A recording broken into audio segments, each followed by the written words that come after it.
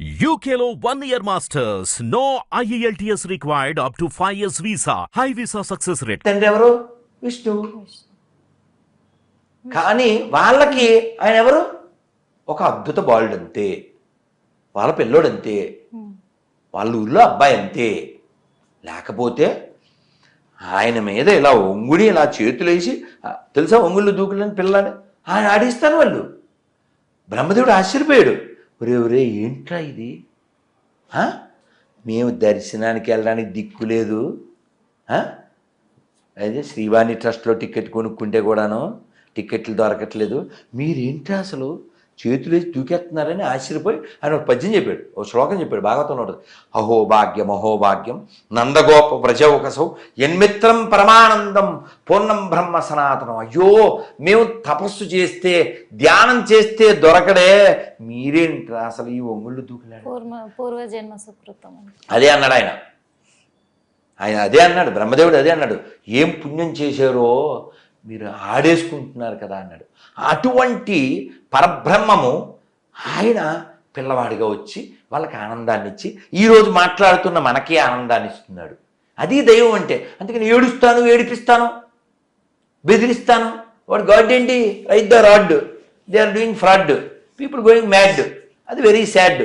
అందుకని ఇక్కడ కృష్ణుడు అలా కొండ ఎదురుగా అది అన్నకూటం చేశాడు. వీళ్ళందరూ చూస్తున్నారు ఏం జరుగుద్దని. ఈయన ఈ కొండకి మొక్కండి అన్నాడు. ఎలా మొక్కలు తెలియదు కదా పల్లెటూరు, ఇలా మొక్కండి అన్నాడు. వీళ్ళు మొక్కారు, ఈయన చూపించాడు, అంతే. ఆ కొండ మీదకి వెళ్ళాడు. ఈయనే ఇంకో రూపంలో ఆ కొండ నోరు తెరిచి అన్ని తినేసింది.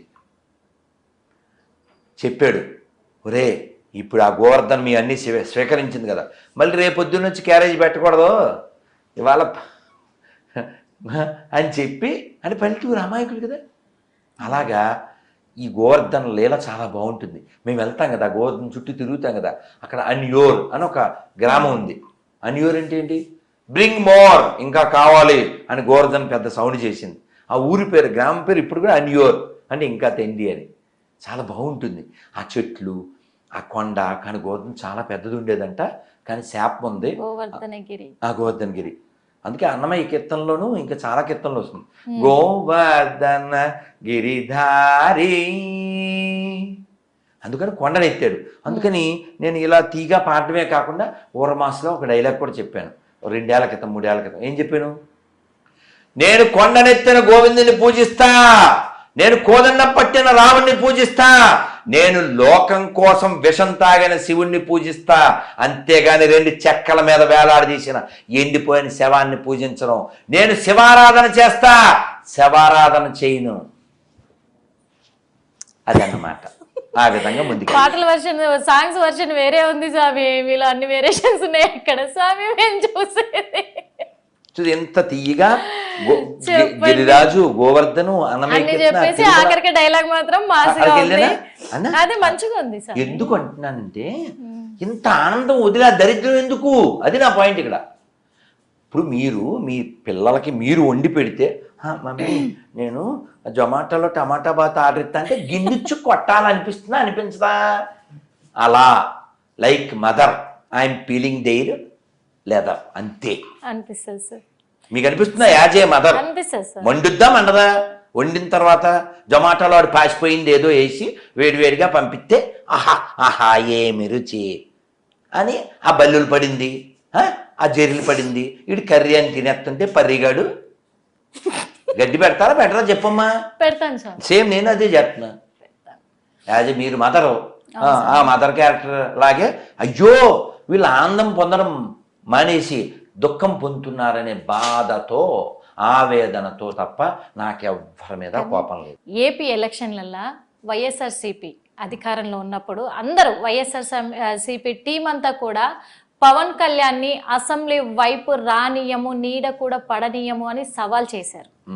ఆ సవాలు విసిరిన కొన్ని రోజుల్లోనే, కొన్ని నెలల వ్యవధిలోనే వాళ్ళేమో ఇంట్లో కూర్చున్నారు. పవన్ కళ్యాణ్ గెలిచి చూపించారు. దానిపైన మీరేం చెప్పగలరు స్వామి? పవన్ కళ్యాణ్ గెలుపు పైన నిన్న మొన్న ఎవరితోనో మాట్లాడుతూ నిన్నే మనం ఎప్పుడైనా ఏ స్థితిలో అయినా వెయిట్ చెయ్యాలి అని చెప్పాను. సేమ్ అది చేశాడు అతను, అంతే. పవన్ కళ్యాణ్ wait అంతేగా చేశారు. చేశాడుగా. అవును సార్. 19లో వచ్చారు, సారీ 14లో వచ్చారు, పోటీ చేయలే. 19లో వచ్చారు, పోటీ చేశారు, ఓడిపోయారు. వెళ్ళి ఇంట్లోకి వెళ్ళి పడుకోలే, వెయిట్ చేశాడు, ఫైట్ చేశాడు, వెయిట్ తెచ్చుకున్నాడు, సింపుల్. సవాల్ చేసిన వాళ్ళు సార్ వాళ్ళపైన మీ శవాన్ని నమ్ముకున్నారు, సవాల్ చేశారు, శవాల్లో పడుకున్నారు. అంటే ఇక్కడ నేనేమన్నానో మీరు వినలే, శవాన్ని నమ్ముకున్నారు అన్నా. అవును సార్. శవం అంటే తెలుసు, వాళ్ళ ఇంటి ముందు పేసుకున్న రెండు అందుకే కర్రలు. అడుగుతున్నాను సార్. అందుకే నేను అది అర్థమయ్యే ఇంకా క్లారిటీ ఇస్తా, ఇంకా క్లారిటీ ఇస్తా. అంటే హిందూ తత్వం గెలిచిందంటారా? ఖచ్చితంగా ఓట్లేసింది హిందువులే, ఖచ్చితంగా ఓట్లేదు. గొర్రెలన్నీ అటువైపే ఉన్నాయి 40%. అర్థమైందా? సో విషయం ఏంటంటే, కాకినాడకి ఎమ్మెల్యేగా చేశాడు ఒక ఆయన, ద్వారంపూడి చంద్రశేఖర్ రెడ్డిని. ఆయన మాట్లాడుతూ ఎలక్షన్కి ఇంకా 150 రోజులు ఎంతో ఉంది, మీరందరూ మీకు తెలుసు కదా, ఒక గొర్రె మనకి సీఎం అయితే మనం అందరినీ చక్కగా మతం మార్చి గొర్రెల కింద మార్చచ్చు. ఇది పబ్లిక్ మీటింగ్లు ఏం తింటున్నారు? అది చూసి నాకు మండిపోయి ఆ కోరుకొండ కొండ దిగుతూ, అసలు ఏం చేద్దాం అనుకుంటున్నారు ఈ రాష్ట్రాన్ని? మత మార్పిడి హబ్బు చేసి ఏం చేద్దాం అనుకుంటున్నారు? ఎవరు పుట్టిన నేల ఇది? టంగుటూరి పుట్టిన నేల, కందుకూరి పుట్టిన నేల, ఓ పల్నాడి బ్రహ్మనాయుడు పుట్టిన నేల, ఓ డొక్కా సీతమ్మ పుట్టిన నేల, ఒక తాండ్ర పాపారాయుడు పుట్టిన నేల, ఓ ఆదిభట్ల నారాయణ దాస్ గారు పుట్టిన నేల, ఓ కవయిత్రి మల్ల పుట్టిన నేల, వీర రక్తపు దార వారవోసిన సీమ, పలనాడు నీదెరా వెలనాడు నీదెరా, తాండ్ర పాపయ చూడ ఎవడోయి, బాలచంద్రుడు చూడ ఎవడోయి. అటువంటి నేలని ఏదో గొర్రెలు పాపులు మొత్తం గూస్ బంప్స్ వస్తున్నాయి స్వామి. అసలు ఎందుకంటే మళ్ళీ గుర్తు చేశారు. ఎందుకో చెప్పనా? మీరు గమనించారో లేదో, నేను తిట్టినా, తీయగా పాడినా, మాట్లాడినా నేను ఫీల్ అయి చేస్తాను. ఖచ్చితంగా అది గమనించాం. I don't act because I'm speaking fact. నేను అందుకే చాలాసార్లు చెప్పాను, చాలామంది చెప్పా, నాది తప్పుంటే చెప్పండి, రోడ్డు మీద బహిరంగ క్షమాపణ చెబుతాను. నా స్టేట్మెంట్లో తప్పుంటే వెనక్కి తీసుకుంటా. ఎంతమంది పుట్టిన నేలండి ఇది? మామూలు నేల, పోతన పుట్టిన నేల. నువ్వు తెలంగాణ ఆంధ్ర పేర్లు పెట్టచ్చు. ఒక రామదాసు పుట్టిన నేల, ఒక అన్నమయ్య పుట్టిన నేల, ఒక చాకలి ఐలమ్మ పుట్టిన నేల, ఓ కొమరం భీం పుట్టిన నేల, ఓ దాసరి రంగాచారి గారి పుట్టిన నేల, కొప్పరపు కౌలు పుట్టిన నేల. ఇలాంటి నేల, ఓ తిక్కన పుట్టిన నేల. తిక్క వెదవలు చెక్క మతం తీసుకొస్తా అంటే బొక్కలు ఇచ్చి లోపల పెట్టకుండా ఉంటారా? ఇవన్నీ వింటుంటే స్వామి నిజంగా అంటే నిజంగా ఇప్పటి వరకు అందరికి వీడని ఒక క్వశ్చన్ మాత్రం మిస్టరీగా మారిపోయింది సార్. మీ నుంచి వస్తుందని అనుకుంటున్నా, సమాధానం మీరే ఇస్తారనుకుంటున్నాను. ఎందుకంటే మీ దగ్గరే ఉందని కూడా నాకు అనిపించింది, అందుకే అడుగుతున్నా స్వామి. నేను ఏం లేదు, ఎందుకంటే ఇది అందరిలో అది డౌట్ గా మిస్టరీగా మిగిలిపోయింది స్వామి. పూరి జగన్నాథ స్వామి నిధి ద్వారాలు తెచ్చుకున్నాయి అంటున్నారు, వాటి మీద అభిప్రాయము ఎలా ఉంది? ఇంకొకటి ఏంటంటే, అసలు నిధి ఉన్న గదికి నాగబంధం ఉంది, అందులో పాములు ఉంటాయని కూడా అంటారు. కానీ ఆ అసలు వెలుగే లేని ఆ గదిలో పాములు ఉంటాయా? అన్ని రోజులు కూడా ఉన్నన్ని రోజులు కూడా వాటికి తిండి తిప్పలు లేకుండా ఎన్ని సంవత్సరాలు ఉంటాయంటారు? ఏం క్వశ్చన్! ఇలాంటి క్వశ్చన్లు వేశారు. కానీ ఆ నిధి ఎవరిది, ఆ గది ఎవరిది, ఆ ఆస్తి ఎవరిది, దేనికి ఖర్చు పెట్టాలి? గుళ్ళో డబ్బులు ఎత్తుకెళ్ళిపోవడానికి ప్రభుత్వాలకు అంత ఆసక్తి ఉంది. ఒక భూములు ఎందుకు మింగట్లేదు, చర్చి భూములు ఎందుకు అడగట్లేదు? ఇలాంటివి ఏం అడగరే? చాలా ఉన్నాయి స్వామి, అలాంటివి అడగాలి. ఈ నాగబంధం అని ఉంటుంది, ఇది కేవలం మనం ఊహించుకున్నటువంటి మామూలు పాము కాదు, అది మంత్ర సంబంధంగా ఉంటుంది. నాగబంధం విడడం అదంతా మంత్రం, యంత్రం, తంత్రం. అర్థమైందా? ఊరికే అందులో పావును పెట్టేశారు అని కాదు. అంత శక్తివంతమైన అది మంత్ర సంబంధం.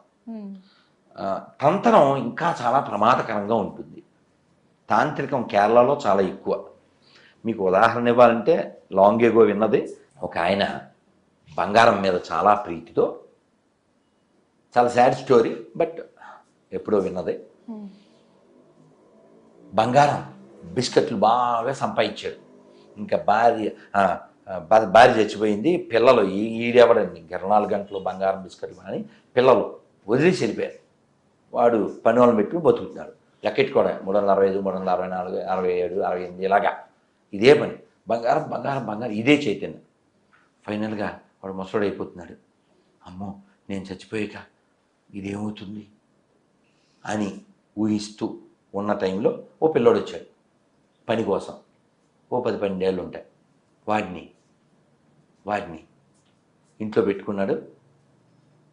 వాడికున్న దిక్కుమాలిన ఆలోచనలతో ఆ పిల్లవాడిని ఈ బంగారాన్ని తీసుకెళ్ళి ఓ పాడుబడిన బావిలో వాడిని దింపి, ఒరే దించు అని చెప్పి దాన్ని అందులో పెట్టించాక ఆ నిచ్చెన పైకి లాగేశాడు పిల్లోడు స్వామి. మరి అదేగా స్టోరీ. ఏముంది ఇంకా? చాలా సాడ్ స్టోరీని ముందే చెప్పాను. వాడు తాతగారు తాతగారు తాతగారు అంటూనే ఉన్నాడు. పైన మూసేసి వచ్చాడు. తర్వాత వీడు పిచ్చోడు అయిపోయాడు. ఈయన కొడుకు కోటలు వెతుక్కుంటూ వచ్చారు. నాన్న ఓ చిన్న పిల్లోడు ఎవరన్నా వచ్చారా? ఎంత ఉండొచ్చు అన్నాడు. 10-12 ఏళ్ళు. ఇంట్లో ఏదో తిట్టాను అరిచాను, వాడు మీ దగ్గరికి ఏమన్నా వచ్చాడేమో అంటే అతను మనవడని కూడా ఈయన తెల్లం. ఎవరో పన్నోడు అనుకుని పెట్టుకున్నాడు.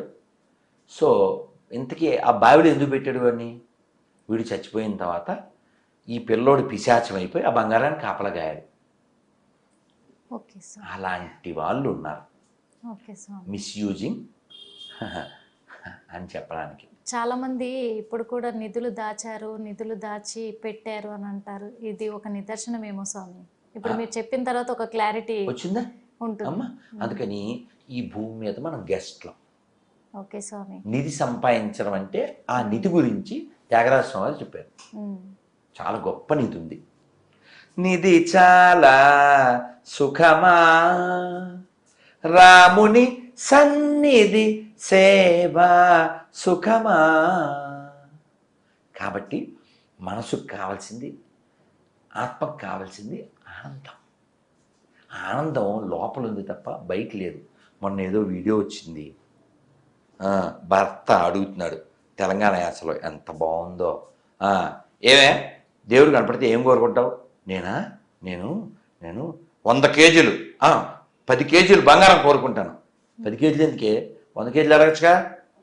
సరే మామ 100 కేజీలు. తర్వాత ఏం చేస్తావు? ఆ బంగారంతో పెద్ద మేడలు అయ్యి కట్టుకుంటాను మామ. ఆ మేడలు కట్టాలంటే డబ్బులు కావాలి కదే. బంగారం ఉందిగా అమ్ముకుంటాం. మళ్ళీ షాపుకి వెళ్ళి వాడికి ఈటు పెట్టి అమ్ముకోవడం ఎందుకే? ఆ దేవుని డైరెక్ట్గా బిల్డింగ్ అడగచ్చుగా. మామ నాకు తట్టలేదే. అయితే బిల్డింగ్ అడుగుతాను. ఎంత బిల్డింగు? 5 అంతస్తులు. ఏంది 5 అంతస్తులు? పెద్ద దరుగు. ఓకే మామ 50 అంతస్తులు. 50 ఏందే? 100 అడుగు. ఓకే మామ 100 అడుగు. అడిగావు. తర్వాత ఏం చేస్తావు? ఆనందంగా బిల్డింగ్లో తిరుగుతాను అంది. ఇప్పుడు బిల్డింగ్ దేనికి నీకు? ఆనందం కోసం. అదేదో ఆనందం అడగచ్చు కదే. మామ తట్టలేదు. అయిపోయి ఇదే సినిమా. బాగుండలా? చాలా బాగుంది స్వామి. సింపుల్ కదా? సింపుల్ గా ఒక మాటలో చెప్పారు. సింపుల్ కదా? కాబట్టి భగవంతుని ఏమడగాలి? ఆనందం అడుగు.